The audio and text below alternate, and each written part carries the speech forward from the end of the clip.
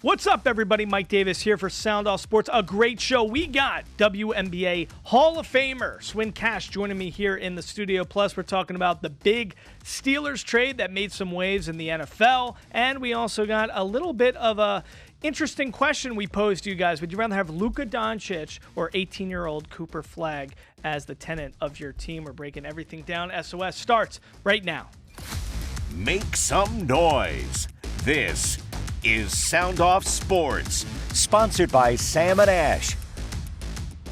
Hello and welcome to Sound Off Sports. Mike Davis here alongside James Edward Barrickman the fourth. James, great show. You know, we've been doing a lot of great interviews here in Sound Off Sports. We have Swin Cash, the Hall of Famer, the WNBA legend. She's joining us in the studio this time. I just got done another interview with this dude, Dylan McCullough. He's the running backs coach for the Raiders. Got a brand new book out. We're going to be talking with him. You'll see him on the show next week. But we're just got so many. It's been pretty incredible back-to-back days. I still have this in my mind. I'm just blown away by some of these great figures. Interviews, great stories, but better people. Yes, which exactly. I think is the bottom line there. I've been really enjoying those. Yeah, so it's a lot of fun. So make sure you're going to our YouTube page, Silver State Sports, to catch the full conversation. We got so many legends, great people, like James said, coming in the den to talk with us for Sound Off Sports. But Swin Cash coming up in a bit.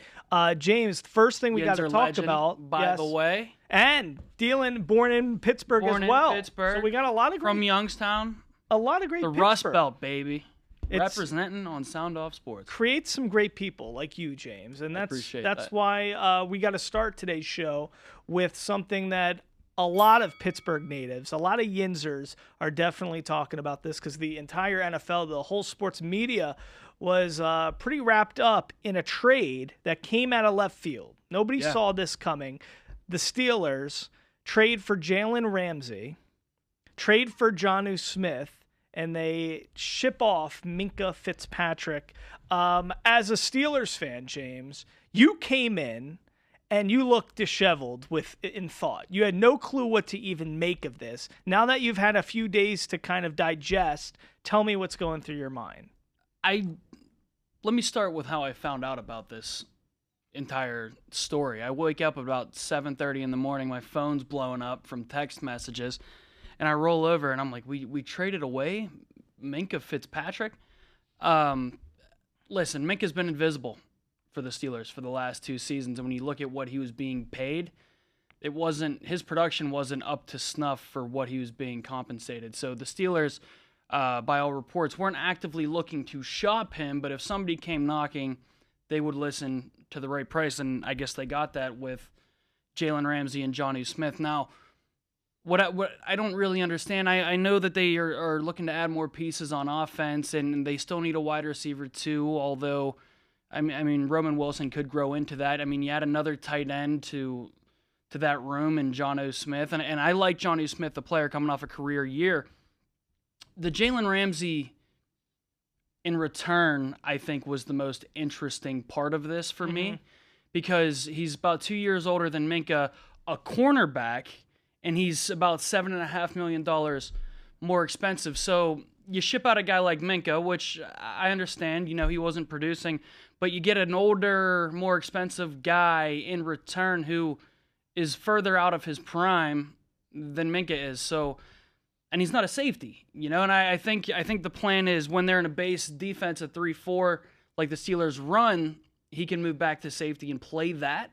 But when they're in a dime and a nickel, he can come up and play corner. So all that to say, I don't know how much better they got with this trade. I think the offense got a little bit better, and the cornerback room did, but I don't think the defense or the team as a collective got better from this.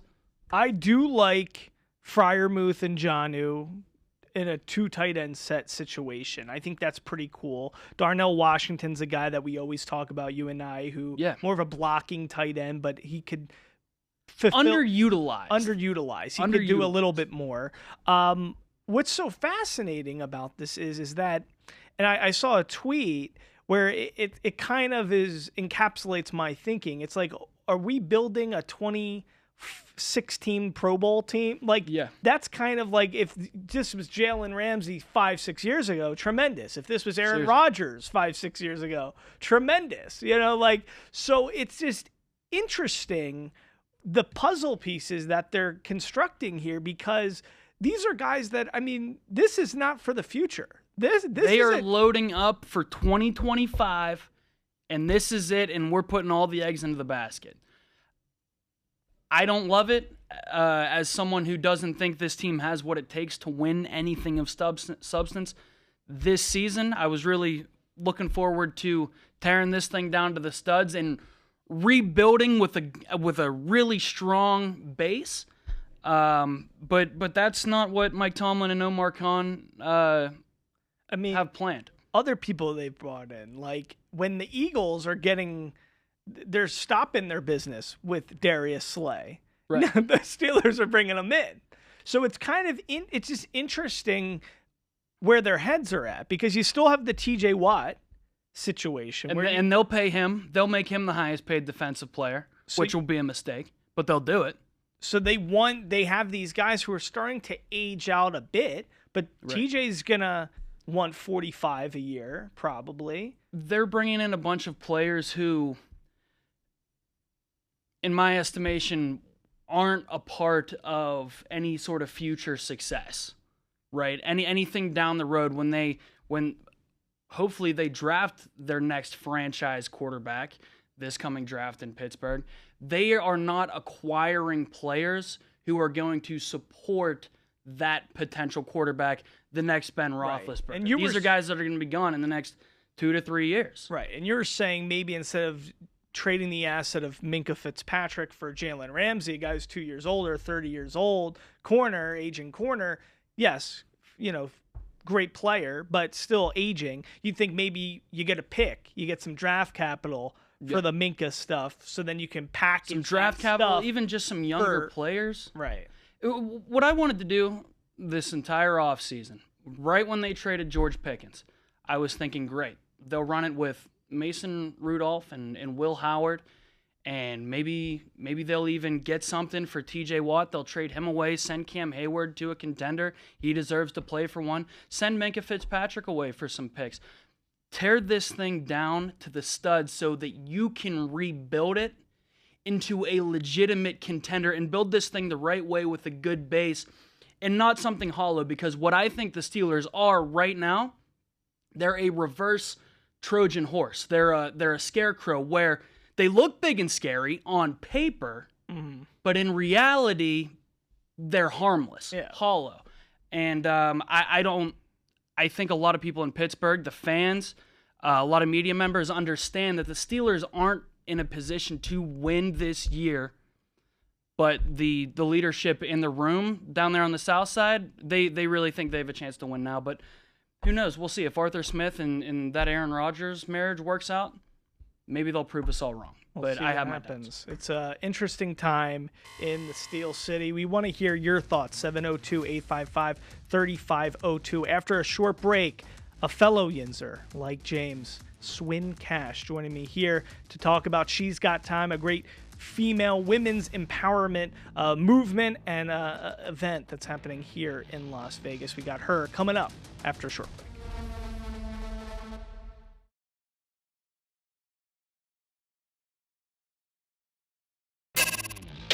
Well, hello, guys. Welcome inside the den here at Fox 5 Studios, a brand new edition of Sound Off Sports. I'm joined by a Hall of Famer, a 3-time WNBA champion, a 2-time gold medalist, 2-time national championship winner at UConn, but she's also the founder and CEO. She keeps just adding things to the resume of a great organization. It's coming here for the first time ever. It's the 3rd annual event that's going to be happening here, Women in Sports Summit.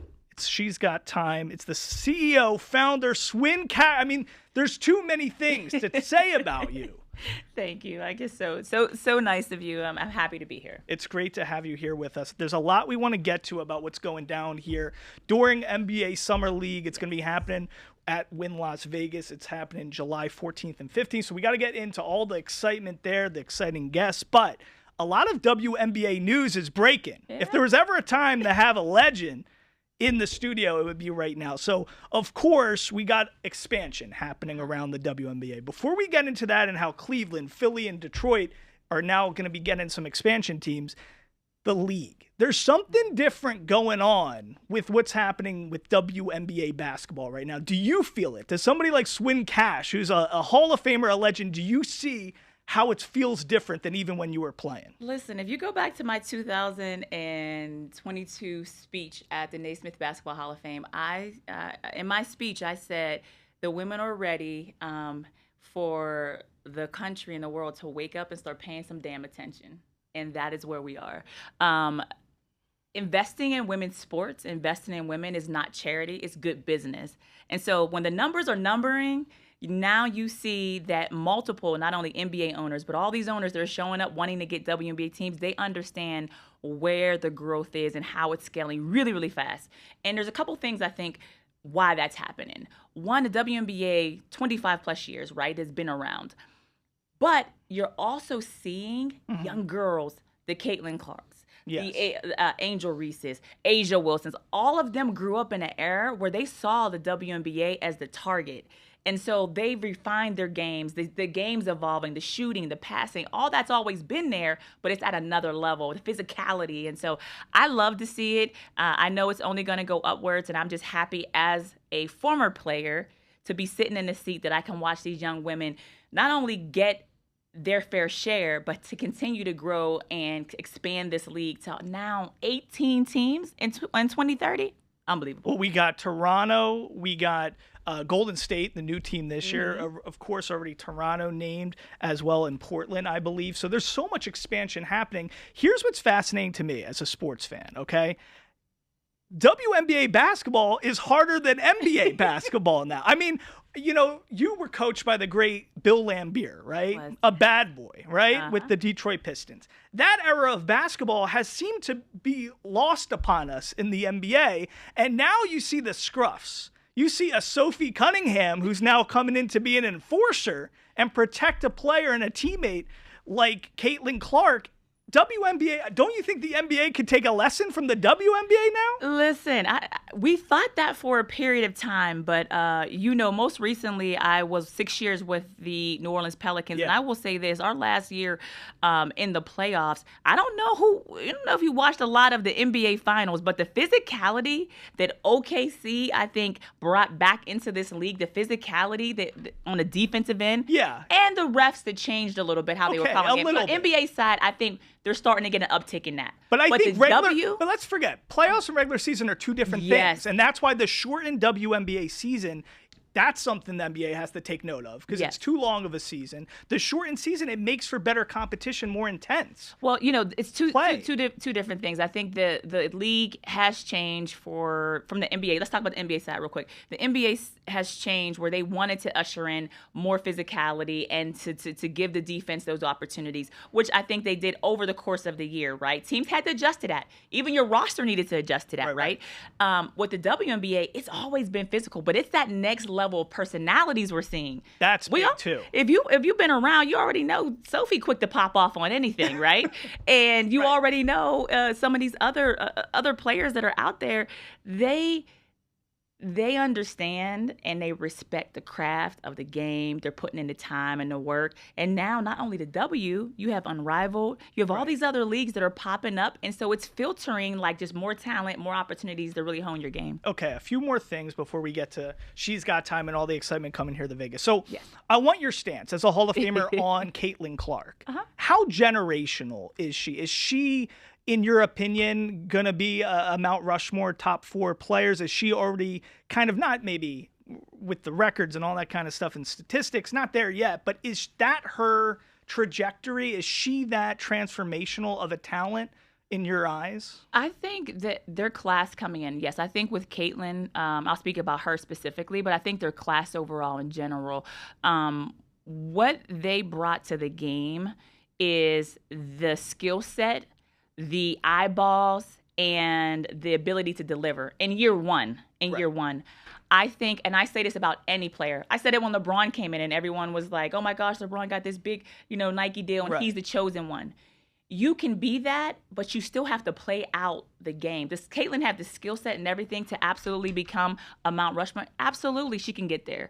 But I try not to put that amount of pressure on players. It's like, because there's so many different variables. Like, you can have the skill set right now. Do you continue to work on your craft? Do you continue to win? Like, are you becoming a champion? There's so many different things. Do you stay healthy? You need all those things to happen. But if you look at 10 years down the road, do I think that Caitlin Clark and Angel Reese and these different players will be pushing to be up there? Absolutely, they have an opportunity to. Thank you so much to the Hall of Famer, Swin Cash. To hear our full conversation, go to our YouTube page, Silver State Sports.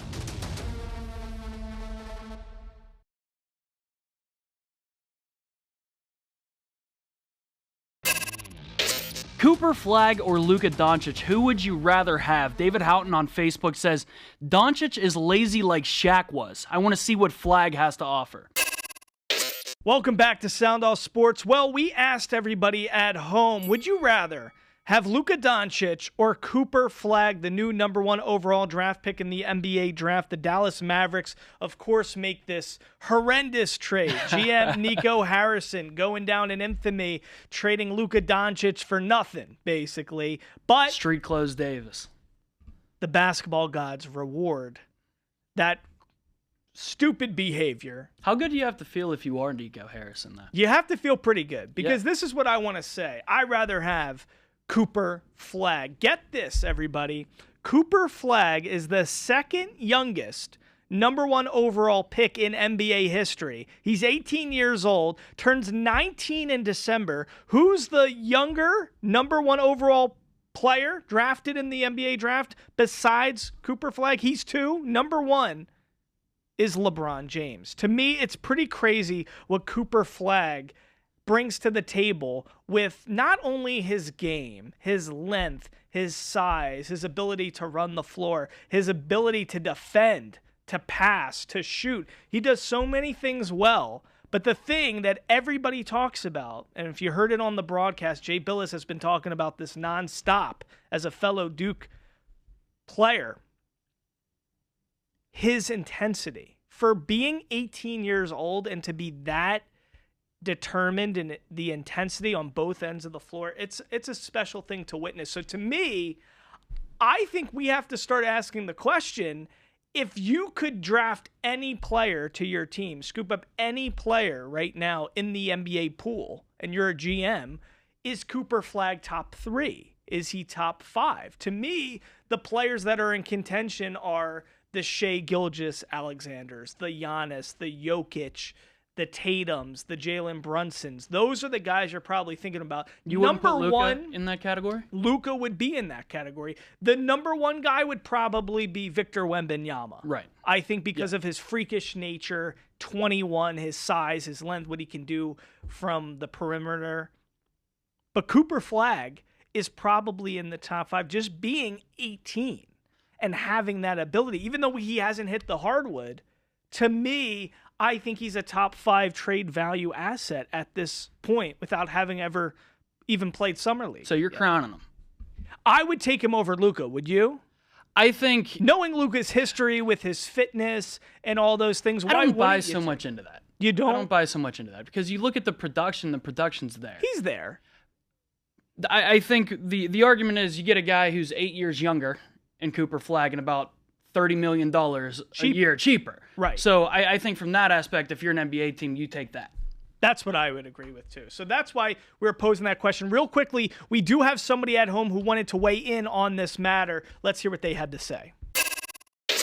Yo, I think, Cooper Flagg is obviously a very strong, candidate franchise player to carry a franchise, right?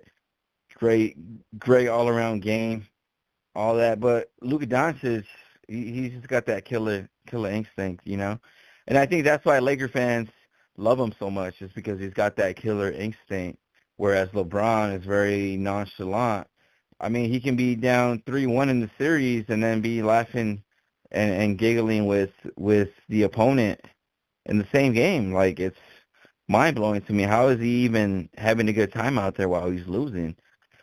So, yeah, I'll take Doncic. Luka!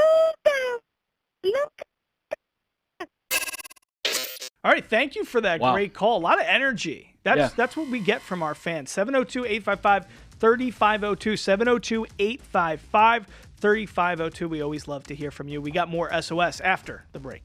Cooper Flagg or Luka Doncic, who would you rather have? Robert Jodin on Facebook says, why are we comparing Luka to a kid that's never even played 1 minute in an NBA game? Media pushing hard for old boy.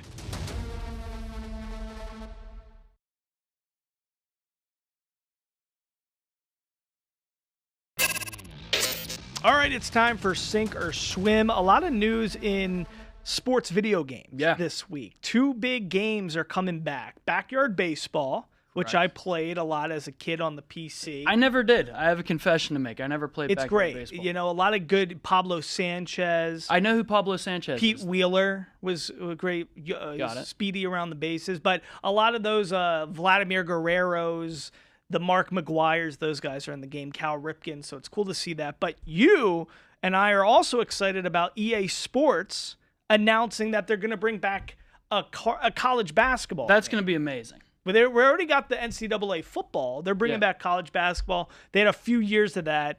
So that's a big deal. And this is kind of what NIL is bringing to the table. This is the good that you're seeing with these college athletes able to be compensated now. For years, I think the last guy to be on the cover was Blake Griffin at Oklahoma. And so for years, we've had people modding these games, trying to modernize them to play on these old 360s, and no longer will they have to do that. We're finally getting college basketball back. College baseball will be next. And it's cool to see these young guys are playing D1, and then they get to see their image and likeness in the game. It's exciting stuff. Guys, thanks so much for joining us here on Sound Off Sports. Make sure you always give us a call, like, comment, go to our YouTube page, Silver State Sports, and give us a buzz at 702-855-3502. We'll see you next time here for Sound Off Sports.